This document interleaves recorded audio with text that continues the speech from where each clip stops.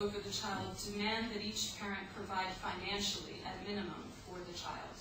And this raises a conflict of interest between individuals, on the one hand, and families. The conflict typically arises from the fact that women are more often the custodians of children. They more often have the physical custody of the child, even when parents share legal custody. So they spend a greater amount of time and money in raising children as a result. And they tend to suffer in the labor market as a result of this disproportionate burden, in part because their careers and their job histories have been interrupted by child rearing, and because of job segregation in the labor market, which results in lower average salaries for women. Now, this is a bit of a different case in the U.S. than what we see here in Greece, because labor force participation rates in the United States for women are far higher than they are in Greece. So you have many more women who have careers, who have who work full time, and who are very active in the labor force, and so it's a bit of a different situation than what you see here in Greece. Although Greece, of course, too has been increasing in the labor force participation of women over the years very, very steadily. So in Greece, it's, I think, according to OECD numbers, it's about 54% right now, whereas in the United States, it's almost on par with men, and it's about 75%. Labor force participation for men has actually decreased in the United States a little bit, and so they're equalizing at this point. However, women still only make 80 cents to every dollar that men make in the United States. So there are inequities in terms of wages. And this results not so much from direct discrimination, it results from what we call job segregation. In other words, there are some jobs that are designated as female jobs. There are other jobs that are designated as male jobs.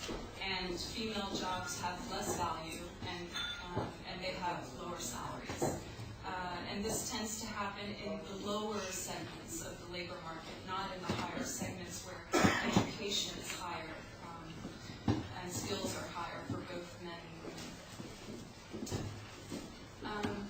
In the past, non-custodial parents, usually fathers, often neglected the responsibility of child support altogether until, under the social welfare policies of the 1970s, such payments became centrally enforced by the state.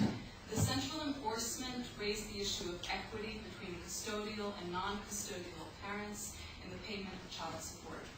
On the one hand, the interest of the non-custodial parent, often the father, to retain more of his income is an individual interest, whereas on the other hand, the interest of the mother to gain more child support income is seen as a family interest. So here is another conflict that we see between families and individuals. Several states, however, have designed and implemented income sharing programs for child support in order to lessen the inequities that arise from these conflicting interests. And some of these programs have also been determined to work better for families at different income levels. So there's been a lot of experimentation from state to state in the United States to decrease the inequities that arise from divorce and custody disputes, and the fact that one parent usually has more physical custody of the child more of the time.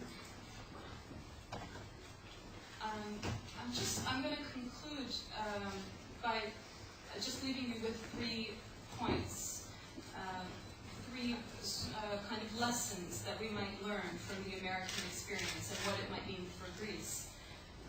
At minimum, the law could be changed in Greece to provide joint custody, joint legal custody of parents over children in order to establish the legal right, but also the legal responsibility of each parent for the welfare of their children.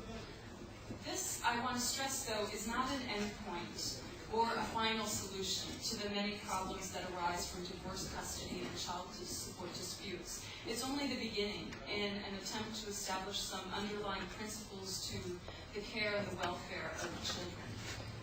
As we've seen in the U.S., even though joint custody has been widely practiced for several decades, Economic inequities, non-custodial parents' alienation from children, usually the father's alienation from children, and the psychological problems of children can still persist even in joint custody arrangements.